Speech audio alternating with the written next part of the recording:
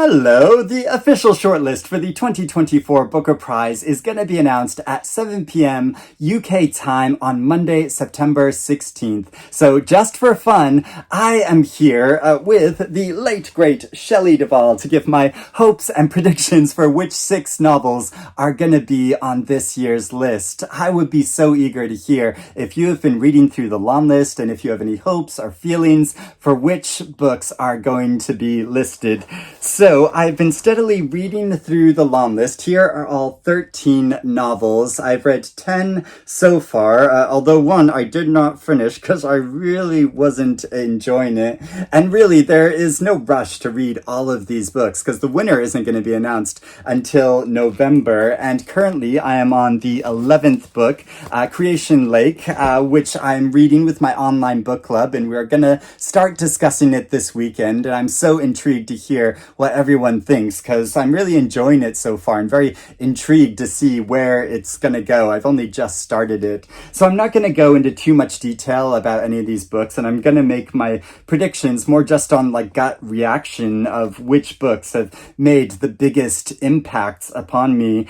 So first off, I have to say My Friends by Hisham Matar, because every time I see this book, I keep thinking about the characters and the very contemplative positions in the world and how they're caught up in this maelstrom of like bigger events and how it's affected them and how they've differently reacted to it. And it's such a beautifully written novel, but also like powerfully evokes the landscape of London, which is very my adopted home, which is very like dear to my heart. So I just love this book so much. And I really, really hope that it gets shortlisted. But also, I have to say James by Percival Everett, because this is an incredible accomplishment of what it does, of giving a different take on this classic American tale while saying so much in it about the state of the country, but also injects so much personal emotion and feeling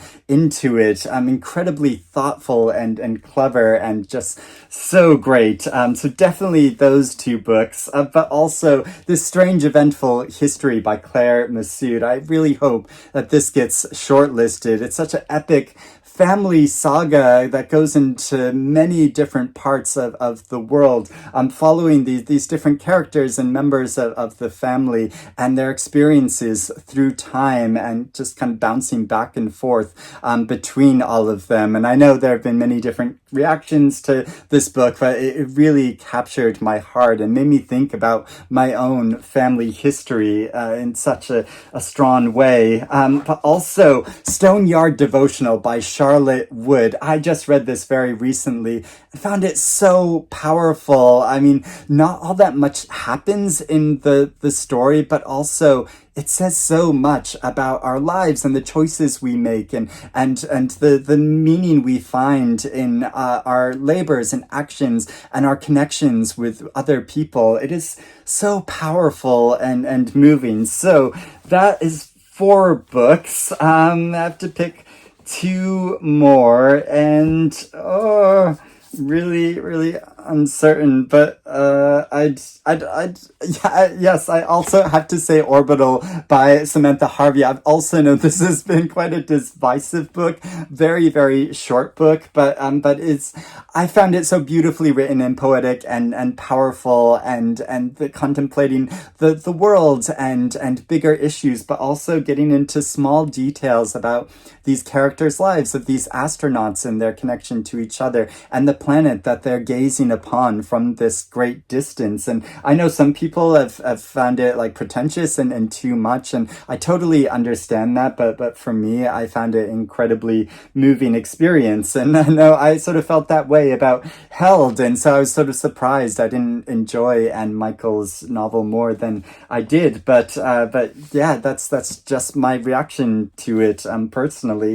Now, for the 6th book that I hope to be seen, I mean, the Safekeep was such a great read, as well as Headshot and Wild Houses, such a pleasure to read. But I think even though I'm really enjoying Creation like so far, I'd have to say Playground by Richard Powers, because I'm anticipating this novel so much. It's going to be published later this month, and following a group of characters who come, again, from all different corners of the globe, but come together on an island to form an alternative community and a new kind of vision for a city. That just sounds so intriguing to me.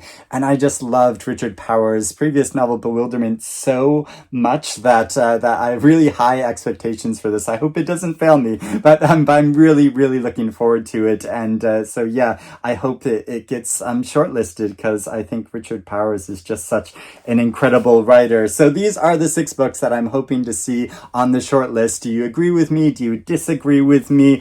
You might have an entirely other set of books together. And of course, the judges might have very different thoughts and feelings about the books, and so might come up with a very different shortlist. But I'm definitely hoping to see at least some of these books on the shortlist on Monday. So let me know all of your thoughts in the comments below, and how your reading journey for this season's Booker Prize has been going. I'd love to hear about that. But I hope you're doing well and reading good things, and I will speak to you again soon. Bye-bye.